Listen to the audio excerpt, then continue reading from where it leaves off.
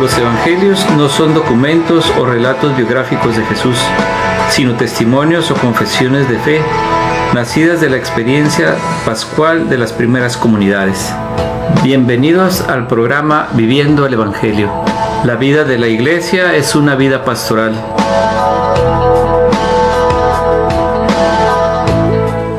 Bien, buenas noches, hermanas y hermanos. Bienvenidos a su programa Viviendo el Evangelio, donde tenemos ahora mucho que compartir, mucho que platicar.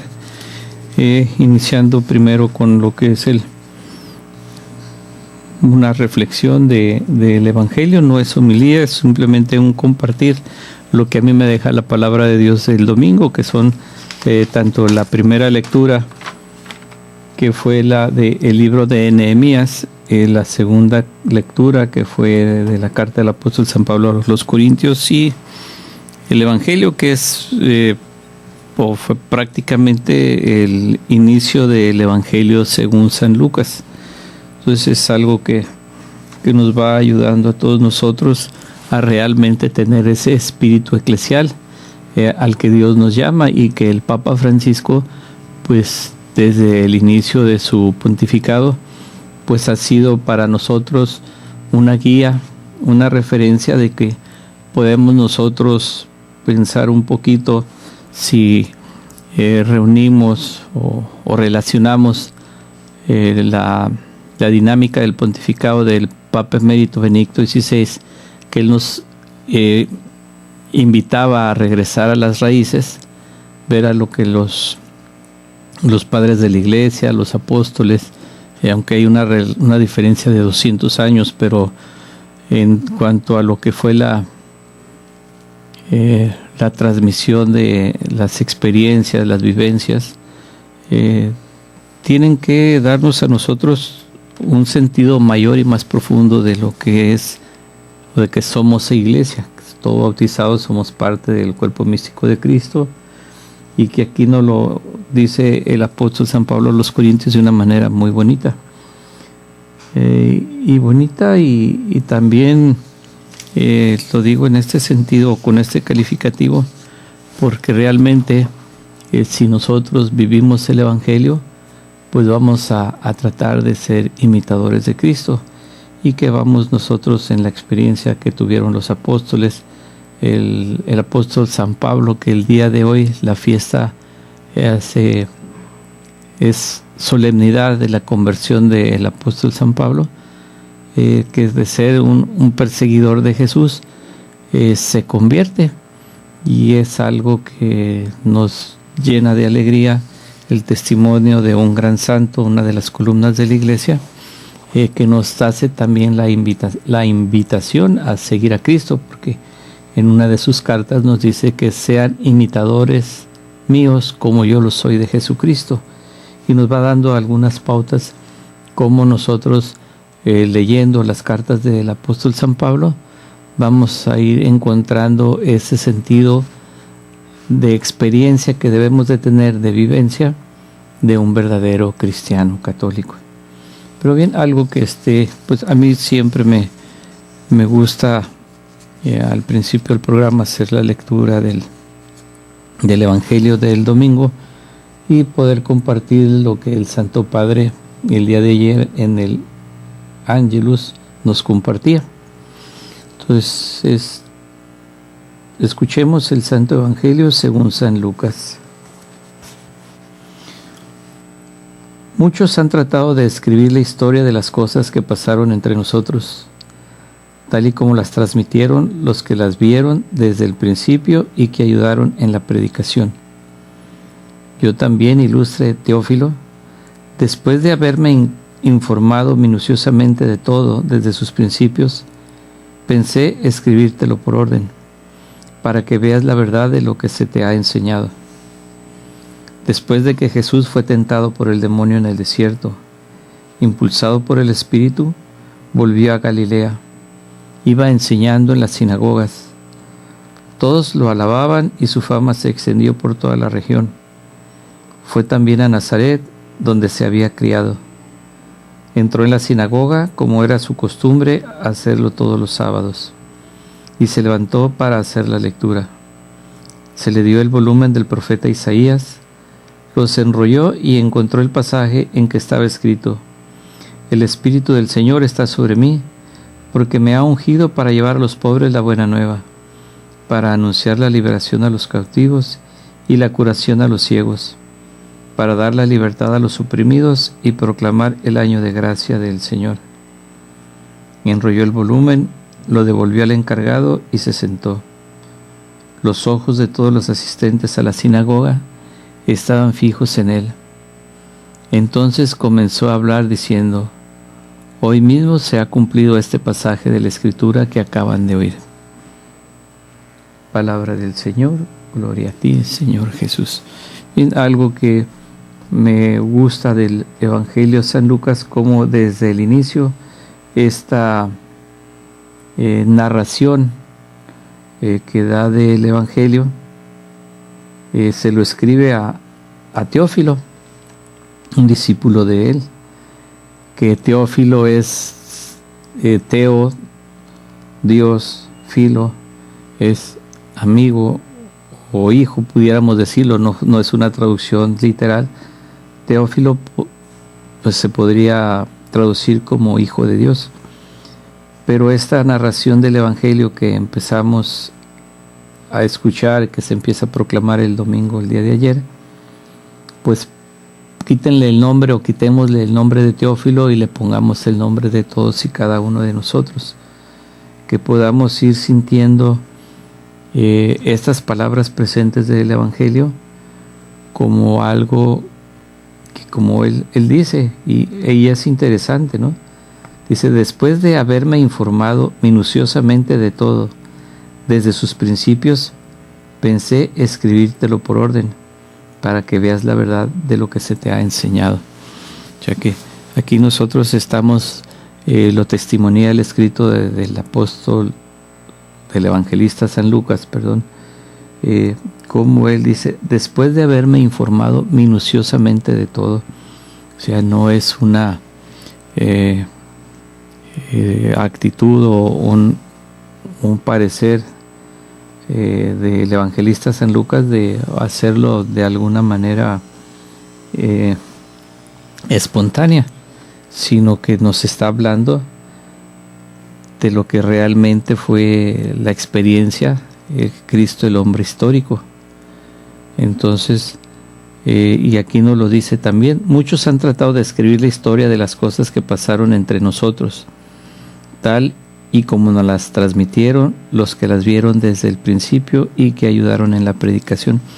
Aquí recordemos que una de las principales fuentes de las Sagradas Escrituras pues es la tradición, y la tradición con mayúscula, que es la manera en cómo de familias a familias se iban transmitiendo las experiencias de la vida de Jesucristo entre nosotros. Entonces aquí ya les comparto lo que nos externó, lo que nos comentó el Santo Padre, el Papa Francisco, el día de ayer en el Ángelus. Dice: anunciar el Evangelio es la misión de cada bautizado. Es la afirmación que realiza esta mañana el Papa Francisco al presidir el rezo del Ángelus desde la ventana del estudio del Palacio Apostólico del Vaticano. Ser cristiano y ser misionero es la misma cosa: anunciar el Evangelio con la palabra e incluso antes con la vida. Es la finalidad principal de la comunidad cristiana y de cada miembro suyo. En el Evangelio de hoy, el evangelista Lucas, antes de presentar el discurso programático de Jesús de Nazaret, nos resume brevemente la actividad evangelizadora. Comenzó diciendo, para explicar las lecturas del día: el pontífice habló de evangelizar a los pobres y de lo que esto significa. Esta es la misión de Jesús. Esta es también la misión de la Iglesia y de cada bautizado en la Iglesia, indicó. ¿Pero qué significa evangelizar a los pobres? Dijo: significa acercarse a ellos, servirlos, liberarlos de su opresión, y de todo esto en el nombre y con el Espíritu de Cristo, porque es Él el Evangelio de Dios, es Él la misericordia de Dios, es Él la liberación de Dios, respondió. En definitiva, el texto de Isaías indica que el anuncio misionero mesiánico del reino de Dios, venido en medio de nosotros, se dirige de modo preferencial a los marginados, a los prisioneros, a los oprimidos. Probablemente en tiempos de Jesús estas personas no estaban en el centro de la comunidad de fe, subrayó. Francisco pidió que cada uno se pregunte hoy, en nuestras comunidades parroquiales, en las asociaciones, en los movimientos, ¿somos fieles al programa de Jesús? La evangelización de los pobres, llevarles a ellos el anuncio de la buena noticia es la prioridad, dijo de nuevo. Atención, no se trata de hacer asistencia social y mucho menos actividad política, advirtió. Se trata de ofrecer la fuerza del Evangelio de Dios, que nos convierte los corazones, resana las heridas, transforma las relaciones humanas y sociales según la lógica del amor. Porque los pobres, en efecto, están en el centro del Evangelio. Sobre lo que hizo Jesús en la sinagoga y narra el Evangelio de Lucas, el Papa explicó que se trata de una actividad que él cumple con la potencia del Espíritu Santo. Su palabra es original porque revela el sentido de las Escrituras. Es una palabra autoritaria porque manda a los espíritus impuros y estos le obedecen. Pero Jesús es diferente a los maestros de su tiempo. No ha abierto una escuela para el estudio de la ley, sino que sale a predicar y enseñar en todas partes, en las sinagogas, por las calles, en las casas. El Papa pidió entonces entrar también nosotros ahora en la sinagoga de Nazaret, el pueblo donde Jesús creció hasta cerca de los 30 años. Aquello que acontece es un hecho importante que dibuja la misión de Jesús. Él se levanta para leer la Sagrada Escritura, abre el rollo del profeta Isaías y toma el pasaje en el que está escrito: El Espíritu del Señor está sobre mí porque me ha consagrado con la unción y me ha mandado llevar a los pobres la buena noticia. Y después dice: Hoy se ha cumplido esta escritura que ustedes han escuchado. Bien, pues bellas palabras del Santo Padre y que nos ponen a nosotros ante una invitación, ante un reto de salir a evangelizar, a llevar la buena nueva a los pobres. Y los pobres no es en una cuestión económica, sino una pobreza de espíritu, en una ignorancia del Evangelio y que nosotros podamos transmitir. Bien, se me termina el tiempo de este segmento, yo regreso después de una pausa. Estamos en su programa Viviendo el Evangelio. Regresamos después de una pausa. La vida de la Iglesia es una vida pastoral.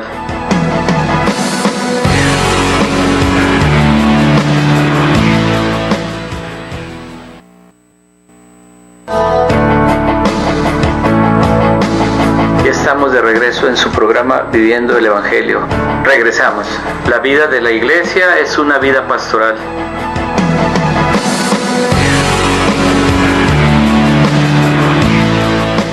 Bien, regresamos. Los invito a quienes nos escuchan a través de la radio y quieran compartirnos algún comentario, nos marquen al teléfono de cabina, el 608-3652. Quienes nos escuchan a través de la radio y nos quieran seguir por internet, pues accesan a www.tjcatólico.com. Bien, continuando, pues aquí en lo que les leía, que el Papa Francisco hace una pregunta y con la que terminaba yo el segmento anterior. Dice: ¿pero qué significa evangelizar a los pobres?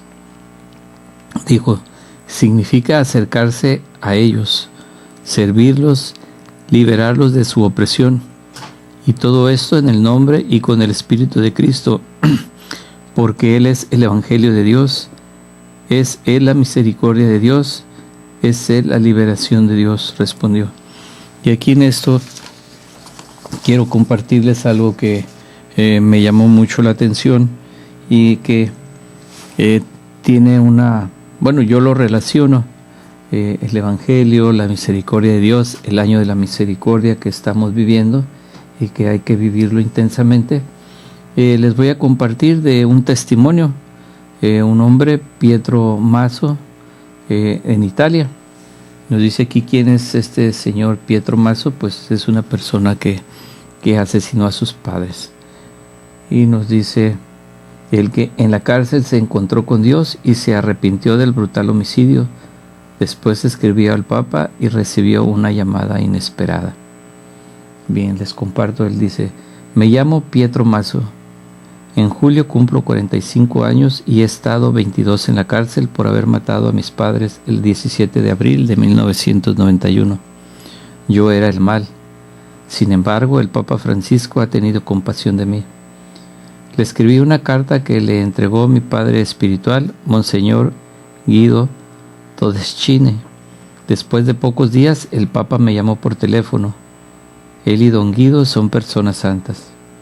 Así comienza la larga entrevista memorial concedida por Pietro Masso en exclusiva al semanario italiano Ci. Publicada hoy miércoles, se publicó el 20 de enero. Masso masacró a sus padres, Antonio y Rosa, cuando estos volvían de una celebración del camino neocatecumenal, de la que eran miembros el 17 de abril de 1991, ayudado por 3 cómplices. El motivo fue la herencia, y en la entrevista revela por primera vez un clamoroso episodio: la llamada telefónica del Papa Francisco al que había escrito para expresarle su arrepentimiento. Fue en 2013, cuenta Masso, había escrito al Papa diciéndole: pido perdón por todo lo que he hecho. Pido oraciones por mis compañeros de trabajo que me han aceptado a pesar de lo que he hecho. Pido una oración por los que trabajan por la paz. Don Guido, mi padre espiritual, se la había entregado y unos días después el pontífice me llamó. Santidad, yo no valía nada, así lo pone un subtexto. Dice: eran las 10 de la mañana y suena el teléfono. Estaba con Estefanía, mi compañera. Respondo y digo: soy Francisco, Papa Francisco. Lleno de emoción digo en voz alta: Santidad. Después le dije: el que iba al bar John con los amigos no vale nada respecto al Pietro de hoy. Si lo hubiera sabido, me habría portado bien desde el principio. En la entrevista, Pietro, que en la cárcel tuvo un proceso de acercamiento a la fe, cuenta que gozó también con la intercesión de otro pontífice, Juan Pablo II. Mi delito fue tan horrendo que todos querían borrarme, incluso cuando estaba en la cárcel. Solo Monseñor Todeschini me tendió una mano, solo él me defendió contra todos. Desde Telapace, el prelado dijo: ahora debemos preguntarnos qué pasará con estos muchachos, sobre todo con Pietro Masso, quien es el más odiado. ¿Lo enterramos vivo, como se merece, o le tendemos la mano e intentamos recuperarlo teniendo presente su joven edad? Si nosotros le dejamos allí, en la cárcel, olvidado, cometemos el mismo delito. Sus palabras llegaron al Papa Juan Pablo II, que cuando supo lo que estaba haciendo conmigo, le dijo, sigue adelante. Pietro Masso ahora ha decidido cambiar radicalmente de vida y dedicarse a los demás. Está solo porque su vínculo con su mujer Estefanía está en crisis. Con ella se ha acabado y no porque haya traicionado o porque hayamos peleado. Han cambiado los valores, han cambiado muchas cosas. He perdido el trabajo y a mi mujer al mismo tiempo. Lo he perdido todo. Pero esta vez no fue por mi culpa. Intenté hacer el bien, hacerlo lo mejor posible.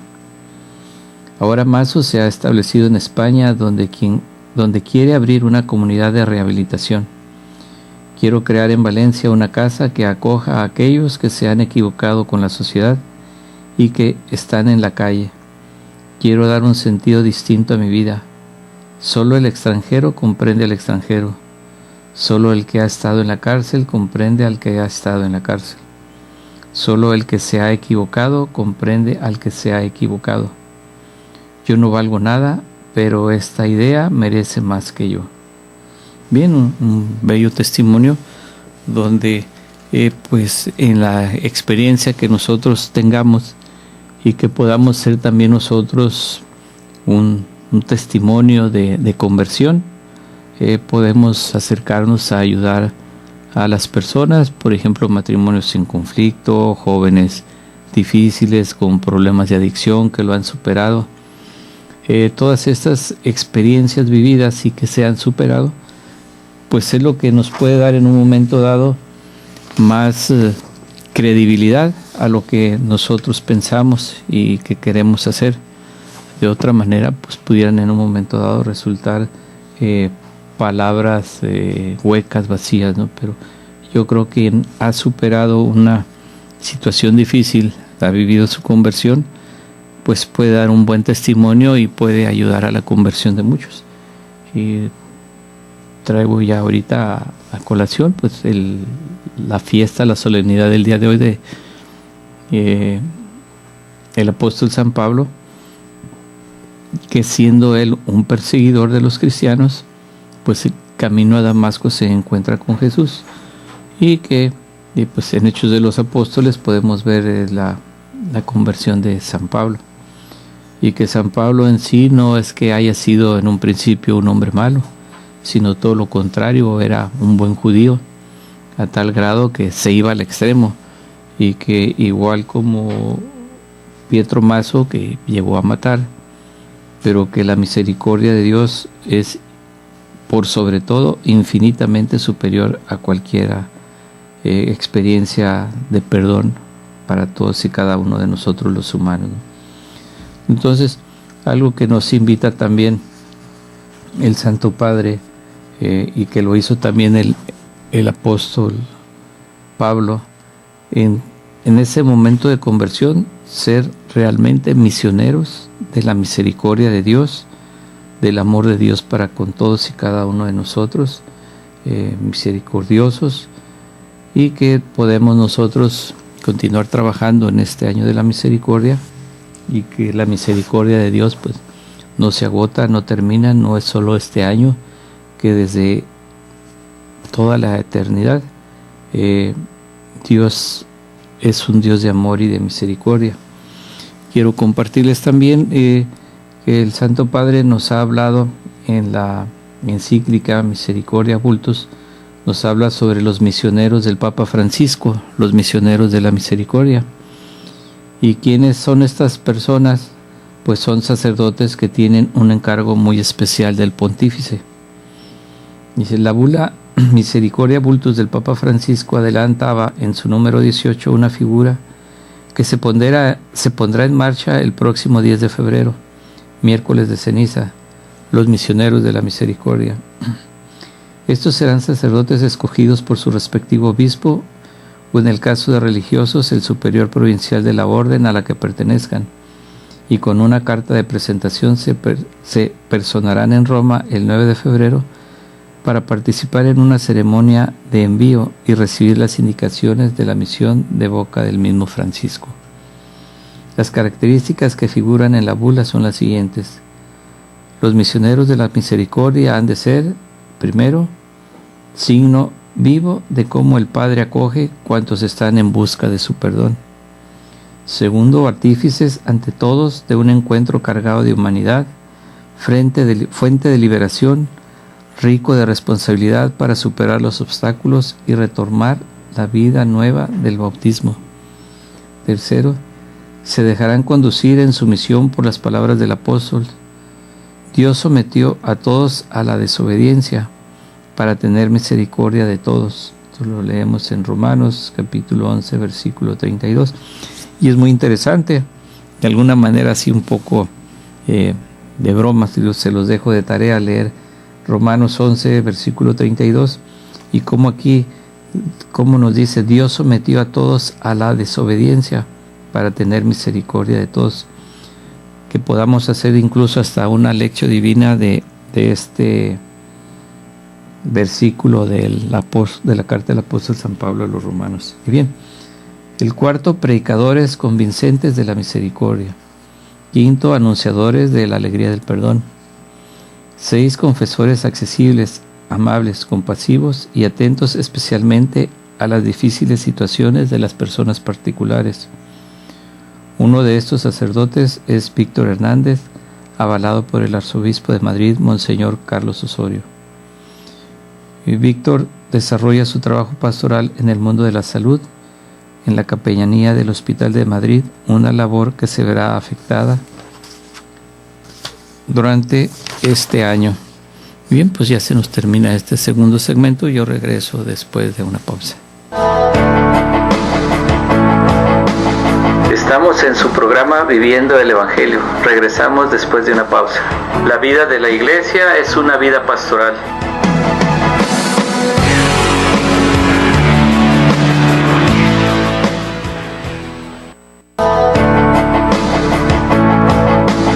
Estamos de regreso en su programa Viviendo el Evangelio. Regresamos. La vida de la iglesia es una vida pastoral.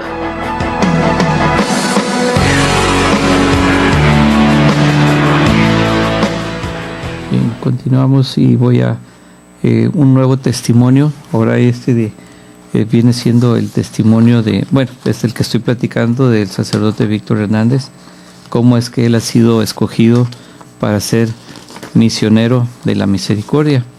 Y nos dice: el pasado 25 de noviembre quedó cerrado el plazo de presentación de candidatos a ser misioneros de la misericordia por parte de las diócesis. A falta de datos concretos, serán en torno a las docena de sacerdotes que presenta la Iglesia en España para esta tarea. Una característica de este nombramiento es que habrán de estar disponibles para desarrollar su labor tanto en la diócesis en la que están incardinados y desde la que han sido promovidos para este ministerio, como para aquellas otras diócesis cuyos obispos soliciten sus servicios. Víctor Hernández es de sacerdote de vocación tardía, vinculado en su juventud a la adoración nocturna española. Está vinculado desde hace años a la pastoral de la salud y a las peregrinaciones diocesanas con enfermos que organizan la hospitalidad de Lourdes de Madrid. De hecho, hace varios veranos que sus vacaciones consisten en ejercer como confesor en el santuario francés. Desde que don Carlos le dio su apoyo, vive con ilusión su designación como misionero de la misericordia. Y se le pregunta a Víctor: ¿cómo ha sido tu designación por parte de don Carlos Osoro para esta misión? ¿Te ofreciste? ¿Alguien propuso tu nombre? ¿Fue el propio don Carlos quien te lo ofreció? Y él contesta: lo primero es aclarar que la designación la hace la Santa Sede, el Papa, con la selección que realiza el Pontificio Consejo para la Nueva Evangelización.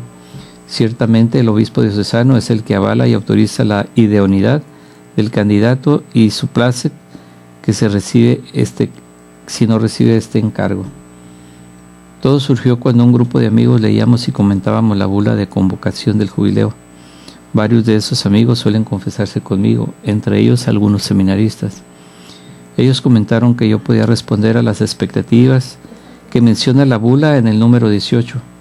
En una conversación con don Carlos surgió el tema y le dije que me parecía una aventura apasionante, y él me animó a que me presentase con su visto bueno. Le preguntan al padre Víctor: ¿qué sentimientos estás viviendo con esta encomienda? Los sentimientos son múltiples. Ante todo el de pequeñez, de no sentirme digno y pretender solo ser un instrumento de la misericordia y dejarme guiar por el Espíritu Santo.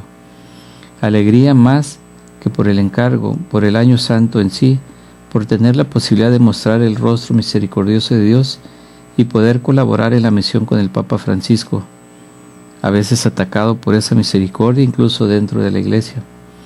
Responsabilidad por tener que acoger y acompañar a tantos que buscan su perdón y muchos más. ¿Estás llamado a ser cura de Ars del siglo XXI? Dice: llamados a ser signos del amor de Dios, se nos proponen varios modelos: el cura de Ars, el Padre Pío, San Leopoldo Mandic. Los restos de los dos últimos santos estarán en Roma en ocasión del envío de los misioneros. Ojalá seamos capaces de parecernos un poco a ellos. ¿En qué se concreta vuestra labor? Contesta él: se concreta en la participación de actos, encuentros y misiones a los que se nos llame, en estar disponibles a los pendientes que se acerquen. Dependerá de lo que la Iglesia nos pida en cada momento. Al ser pocos sacerdotes los ofertados para esta misión, ¿cabe la posibilidad de que haya diócesis que no lleguen a participar en esta propuesta de Francisco? El Santo Padre quiso que fuéramos signos. Por ello no se trataba de que en cada diócesis hubiera un misionero. Estaremos disponibles para todas las diócesis. Toda la iglesia ha de participar del jubileo. No somos misioneros a nivel diocesano, sino universal. Una pregunta más.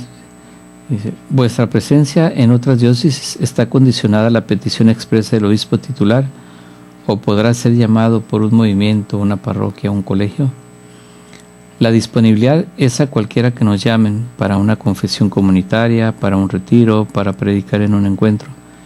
Pero habrá que concretar cómo atender al mayor número de peticiones, teniendo en cuenta nuestras propias limitaciones. Entre vuestras funciones está el de ser predicadores convincentes de la misericordia. Te ofrezco este púlpito virtual para unas primeras palabras. Lo único convincente es sentir el amor de Dios. Me gustaría invitar a todos a acercarse al sacramento de la reconciliación para sentir cómo Dios te ama, te pone en pie y te invita a vivir la vida nueva con las obras de la misericordia. Te hará feliz. Poneros a tiro de la vida nueva. Bien, pues es algo que se nos ha invitado constantemente y que es a vivir la misericordia de Dios y a través del perdón. Y algo aquí que ya termina el padre Víctor Hernández. Dice, hace poco me comentaban que frente a la figura de los misioneros de la misericordia, para los que no han salido candidatos en todas las diócesis, está el hecho de que todos podemos, debemos o somos misioneros de la misericordia. Hombre, sí, en cierto sentido sí, pero desde el papel que Francisco ha querido conferir a estos misioneros, ni todos damos el perfil, ni todos estamos llamados a este ministerio. Y por otro lado, esos genéricos pasa como los medicamentos, que su efecto no es el mismo, o que el uno por el otro al final la casa sin barrer. Por eso he decidido hacerme eco de esta figura, aprovechando que uno de los llamados y escogidos es un viejo amigo. Me haré eco en la vida y milagros de estos misioneros y que estos misioneros nos ofrezcan a lo largo de este año santo de la misericordia. Pues aquí es algo muy hermoso y pues todos nosotros tenemos por lo menos un amigo sacerdote, o deberíamos de tener un amigo sacerdote con el cual pudiéramos nosotros compartir una amistad, un acompañamiento, y que sería algo muy, muy hermoso. Algo que también les quiero compartir es, ya el tiempo se nos termina, es Francisco y los indígenas en Chiapas, un encuentro necesario y esperanzador. Luego nos dice aquí, en México hay 62 pueblos originarios y cerca de 12 millones de indígenas, de los cuales 80% simplemente están fuera de todo desarrollo y con dignidad. Si algún grupo humano puede ser considerado como periférico en América Latina, ese es el de los antiguos señores de estas tierras, los indígenas. La pobreza, la falta de trabajo, la marginación y la explotación son para ellos el pan nuestro de cada día. Y en San Cristóbal de las Casas, en Chiapas, al sur de la República Mexicana, colindando con Guatemala, existe una grande concentración de indígenas que continúa esperando justicia, una palabra de la Iglesia, una ventana de oportunidad para salir de la miseria. En México hay 62 pueblos originarios y cerca de 12 millones de indígenas, de los cuales el 80% simplemente están fuera de todo desarrollo con dignidad. Y fue ahí, en San Cristóbal de las Casas y en los Altos de Chiapas, donde en 1994 se insubordinó el llamado Ejército Zapatista de Liberación Nacional, a cuyo frente estaba el subcomandante Marcos. Por ello tomará especial relevancia el encuentro que tenga el 15 de febrero próximo con los indígenas el Papa Francisco en San Cristóbal de las Casas, una de las diócesis más antiguas de México, fundada en 1539, y a quien cabe el orgullo de que su primer obispo fuese el apóstol de los indios, Fray Bartolomé de las Casas. La ocasión anterior que un papa se había reunido con indígenas en México fue el 11 de agosto de 1993, cuando en medio de su viaje apostólico por Jamaica, México y Denver, San Juan Pablo II se reunió con ellos en el santuario de Nuestra Señora de Izamala, en Yucatán. Aquel día, el Papa Juan Pablo II les dijo a los indígenas de todo el continente: no os dejéis abatir o atemorizar por las dificultades. Sabed que el presente y el futuro de vuestros países están también en vuestras manos y depende de vuestro esfuerzo. Vuestro trabajo es un quehacer noble y ennoblecedor, pues os lleva a colaborar con Dios Creador y a servir a los demás hombres, hermanos nuestros. En la diócesis de San Cristóbal, el 75% de la población es indígena, cerca de 1,5 millones de personas, pertenecientes principalmente a los grupos Tzetzal, Tzotzil, Chol, Tojolabal y Zoque. A ellos suman otros grupos como las etnias Mam, Quique, Canjobal, Quenchi. El encuentro del Papa Francisco con los pueblos indígenas tendrá lugar el 15 de febrero en los servicios deportivos municipales de San Cristóbal de las Casas. Se calcula que a la celebración eucarística acudirán 90,000 personas, la mayoría indígenas, y el Papa celebrará con el padre Marcelo Pérez, que es de la raza Tzeltal, con el padre Felipe Jalel, también Tzeltal, y con el padre Heriberto Cruz, de la comunidad Chol. Después de la misa, ha informado la comisión organizadora de la visita, el Papa celebrará un almuerzo en la curia episcopal, acompañado solo por los 2 obispos locales y por 8 indígenas, que fueron seleccionados después de una consulta a la comunidad diocesana, encabezados por el padre Sebastián López, sacerdote tzotzil, originario del Bosque y párroco de Chalchihuitán. Bien, pues algo muy muy interesante. Pues ya el tiempo se nos termina. Yo regreso después de una pausa, donde les compartiré brevemente algo acerca de la visita del Papa. Regreso después de una pausa. Estamos en su programa Viviendo el Evangelio. Regresamos después de una pausa. La vida de la Iglesia es una vida pastoral.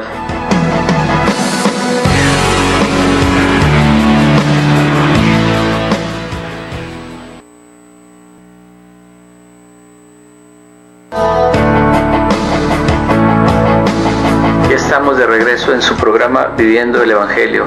Regresamos. La vida de la Iglesia es una vida pastoral.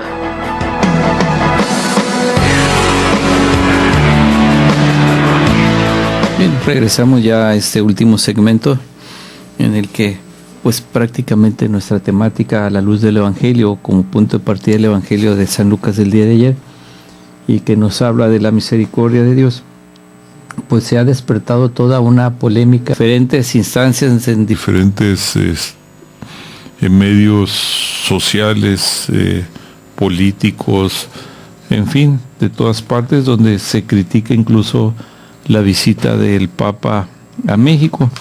Y obviamente, pues quienes no son cristianos católicos, pues se critica mucho y pues hacen de alguna manera hacer oír su enfado, fastidio incluso, ¿no?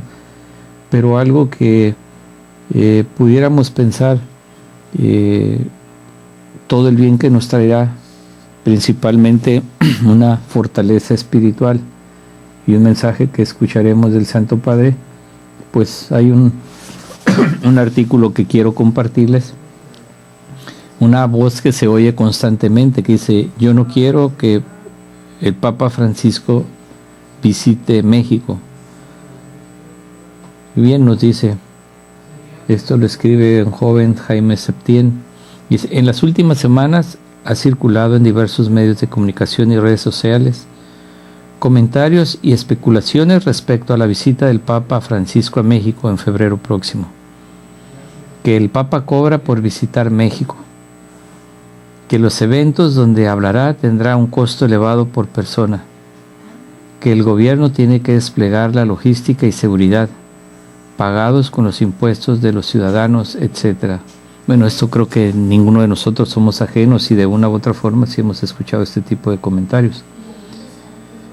Continúo. Para dar seguimiento a la nota previa publicada por Aleteia sobre quién pagará la visita del Papa Francisco a México y por las oleadas de especulaciones que se han desatado en ese país, hemos entrevistado a César Cárdenas, un joven originario del Distrito Federal y miembro de la comunidad de San Egidio, en México. Cárdenas actualmente trabaja como chico de la calle desde hace 4 años. Estudia en la Facultad de Economía de la UNAM y es socio fundador de una empresa eco-friendly que se llama Sweet Vainilla Design, que recicla tarimas para hacer muebles y emplea chicos de la calle. Deme una radiografía rápida del México que recibe al Papa. Dice, un país con gente trabajadora que necesita despertar y escuchar una lógica diferente a la guerra contra el narco, desapariciones forzadas, corrupción y tantos problemas que los aquejan. Un país en el que la violencia y el odio no deberían ser más que el amor y la solidaridad. Y los traídos y llevados gastos de la visita, es una pregunta que le hacen al joven. Dice, el gobierno del estado de Michoacán, que el Papa Francisco visitará la capital Morelia, por citar el ejemplo, será la más costosa. Ha invertido una partida de alrededor de 300 millones de pesos, alrededor de 15.7 millones de euros, para la difusión, logística, rehabilitación, entre otros lugares del estadio Venustiano Carranza, donde será el evento principal. Ahí se encontrará el Papa con los jóvenes seminaristas, sacerdotes. Sin embargo, se espera que el estadio de Michoacán lleguen alrededor de 310,000 viajeros de los estados aledaños, es decir, por cada persona que asista a los eventos del Papa, el gobierno del estado prevé invertir 967 pesos, lo cual disminuye a 295 si se considera a los habitantes del mismo estado que evidentemente estarán presentes. Digo inversión y no gasto intencionalmente, porque el gobierno apuesta a tener beneficios. Las personas que acudan necesitarán comer, pagar peajes o boletos de autobús, usar transporte local, hospedaje, comprar souvenirs, etc., lo cual claramente debe ser un gasto mayor a los 967 pesos, mismos que serán capturados en su mayoría por negocios y comerciantes del Estado. Es decir, para el gobierno es una inversión en turismo con una tasa de retorno inmediata y superior a cualquier inversión a corto plazo. Aquí en China cito por ejemplo porque es el de mayor desembolso a cargo del gobierno, cifras extraoficiales. En los demás lugares donde acude Francisco disminuye considerablemente la inversión y aumenta descomunalmente el beneficio. Las especulaciones se disparan por una nota en Ciudad Juárez. Dice, sí, en Ciudad Juárez se invertirán cerca de 20 millones de pesos, en cifras dadas a conocer por el periódico El Heraldo de Chihuahua, por las 9 horas y 15 minutos que estará ahí Francisco.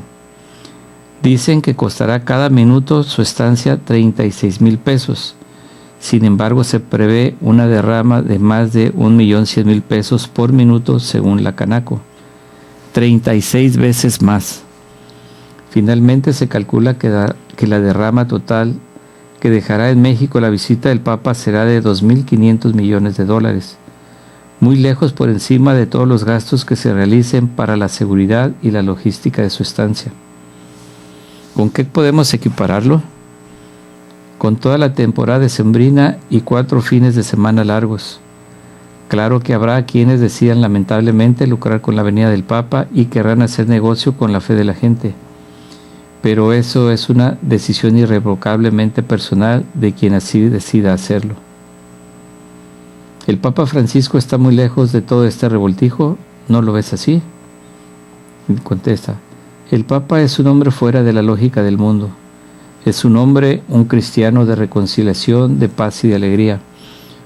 Un caudal que desborda amor, pero también enfrentamiento de nuestra indiferencia por la guerra y la violencia, de nuestra apatía por la solidaridad y ayuda a los pobres, a los desvalidos, los descartados. Da igual el receptor de su mensaje. Es para cristianos y no cristianos, creyentes y no creyentes.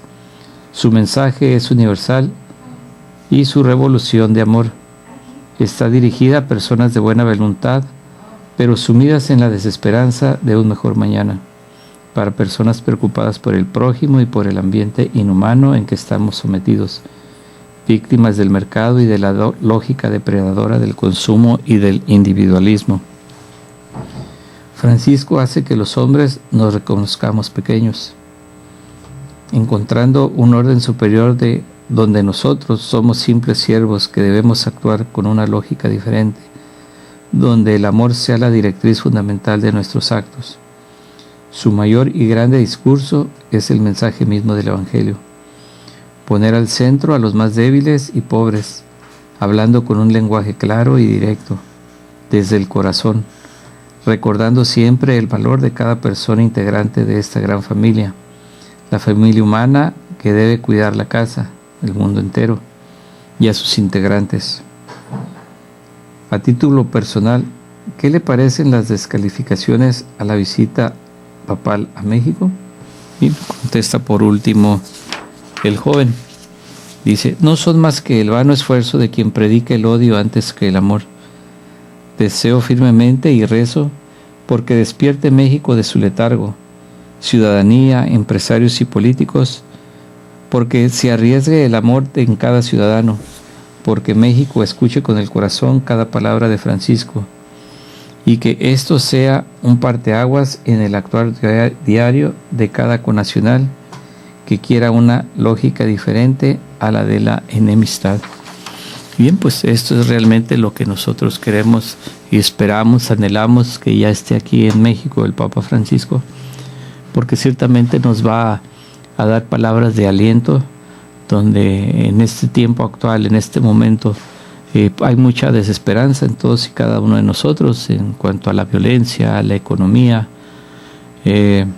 tantos conflictos, violencia, secuestros, robos, en fin. Pareciera que ya estamos perdidos ante el mal, que cree uno que el mal está venciendo o nos va a vencer. Entonces, nosotros debemos de tener plena confianza en Dios, que el vicario de Cristo, el Papa Francisco, nos va a visitar y que nos va a traer palabras de aliento, que realmente, como lo mencionaba el joven al que se le entrevistó, sea un parteaguas, que nosotros podamos despertar de ese letargo, que podamos tener esa fuerza del Evangelio. Recordemos que Jesús vino precisamente por todos los marginados, por todos los que valían menos para toda esa sociedad en la que los judíos, los fariseos, hacían sectas dentro del mismo judaísmo y que hacían menos a sus semejantes, a sus propios conciudadanos, pensando un poco en la dinámica como se vivía en aquel entonces. Pero pues nosotros siempre estamos ante la expectativa y en la esperanza de que al final el bien vencerá, porque así será. Entonces, que la visita del Santo Padre a México nos traiga realmente ese despertar a una vida nueva, a una esperanza, a un presente, que se transforme radicalmente toda nuestra vida cotidiana. Y pues con el favor de Dios, pues ya en 15 días, menos de 15 días, pues estará en nuestras tierras. Bien, pues yo no me resta más que agradecerles la atención que tienen a este programa y nos seguimos viendo y escuchando, Dios mediante, el próximo lunes. Y no me resta más que desearles buenas noches, Dios los bendiga y nos vemos y escuchamos el próximo lunes. Hasta la próxima. Me llamo Francisco Gracia, me despido de ustedes, recordándoles que vivir el Evangelio es nuestro itinerario de vida. Hasta la próxima.